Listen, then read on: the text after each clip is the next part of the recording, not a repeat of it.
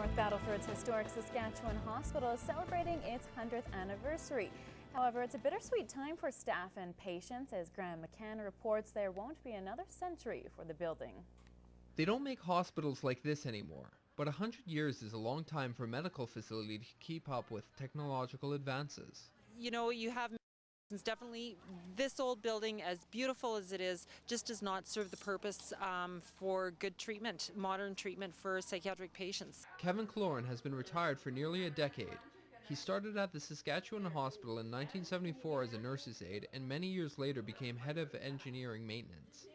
Cloran says he is very attached to both the building and the people. I came out last night and I saw, I don't know, probably 40, 50 people that I used to work with.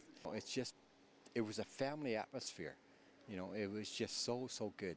Cloran took aerial photos of the building and grounds many years ago. They are now up on the hospital walls. I think it's a great thing, but they've got to rebuild something here, and I would love to see something like this, but it's not going to be. It's going to be something new and different. Our patients deserve to have the best treatment that they can, and that's something that, you know, we try to make sure of every day. Newer staff like Brent Nixon are honored to be a part of the 100-year anniversary, but are eager to get into the new building. I'm very excited. Personally, I think that we need more convenient space to run our therapies and our nursing units. So with a new facility, they'll be able to accommodate that. As for the old building itself, the staff hope that at least part of it stays as a historical monument. At least the main entrance here and you know, some of those key areas, that it's really a historic site, so it would be great to see that last. The Saskatchewan Hospital is the province's only psychiatric rehabilitation and forensic hospital. No plans have been set yet, but the new building will be housed on the same grounds. Graham McCann, Newcap News. An increase of vehicle thefts in the border city means RCMP officers are again reminding drivers to lock their doors. In this month's RCMP monthly interview, I sit down with RCMP Staff Sergeant Dave Callis to discuss vehicle theft. Thank you for joining us today. So as you were mentioning, vehicle thefts seem to be on the rise here in Lloydminster. Do you want to give us a little information on that? Yeah, sure. Well, in the last several months, we've seen a significant increase in the thefts of vehicles in Lloydminster.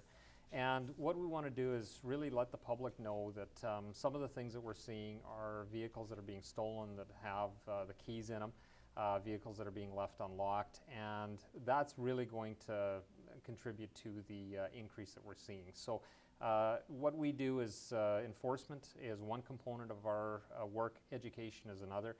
So really what we're trying to tell people, it's very much like the Lock It or Lose It campaign that we do here in Lloyd.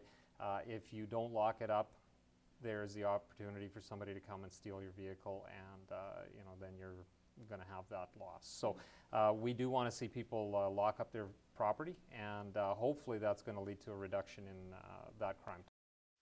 Is there a particular reason why at this time of year we might see an increase in vehicle thefts? Well, sometimes it has, certainly the nice weather can contribute to it, I guess. People might, you know, want to take a vehicle for a joyride, but we do see that there are sometimes certain individuals in a community that, you know, can be responsible for a large number of these types of thefts or crime types. So right now we have somebody who we want in relation to some of these. His name is Lee Hannum. A press release went out last week, and he is wanted here in Lloydminster. Those are the kind of things that we want to make sure that we're focusing on, and that we do that through investigations. But like I say, the public can help us a great deal in reducing these crime types by just locking up their property. Okay. Are there any particular areas in the city that you've seen an increase, or is it just generally? No, we've seen it in the residential areas. We've also seen it on commercial properties. So some businesses, again, they find it easier to leave keys in vehicles because they may have several workers that need access to those vehicles. But then that really makes them a target for those types of vehicle theft. So we really tell people, whether you're a private individual or a business, keep the vehicle keys secured someplace away from the vehicle, and that will help. Okay, excellent. Well, thank you for bringing this to our attention today. And again, this is Staff Sergeant Dave Callis joining us with the Lloydminster RCMP. Thank you. Thanks. Time for a look back at local history in retrospect this week from the archives. This time, Brian Hardy brings us stories about how satellites are helping farmers, as well as a novel use for old tractor tires.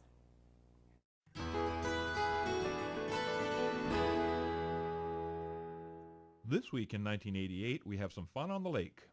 What do you get when you combine a tractor tire tube, some 2x4s, some fiberglass, some paint, and a motor, and a little bit of elbow grease? You get one of these. And there they go. The idea of racing tractor tubes was spawned from the Nanaimo bathtub races. Organizers just switched the tub and the tube. It's been 6 years since these boats first splashed into Jackfish Lake. While they've grown stronger and faster, there are still plenty of bugs to be worked out. As silly as it seems, a lot of thought has gone into the evolution of tube racing. Ray Cody has been around since day one. I just do it because every year tube races are just the biggest highlight in the Cody family. You know, it's just, let's get ready for the tube races. You know. Dave Barry, Broadcast Center Sports, Meota. It's July 1993, and we report from colonial days on how Nassau is helping farmers. One of the many exhibits at the exhibition grounds this year is called Agriculture Links Up with Space, and it is put on by a NASA representative. A satellite can image the land for a farmer and can determine the needs of the soil, the needs of the crop. But with satellites, a farmer can determine that need far sooner than they can with ground survey or even aerial survey. By the year 2015, the Americans, probably in partnership with other countries, will likely have a space colony on the moon. But like Smith says, they won't be able to run to the store for food. Agriculture in space might just be around the corner. Bill Black, News Hour. Join us next time when we get a look at a super cruiser on Retrospect.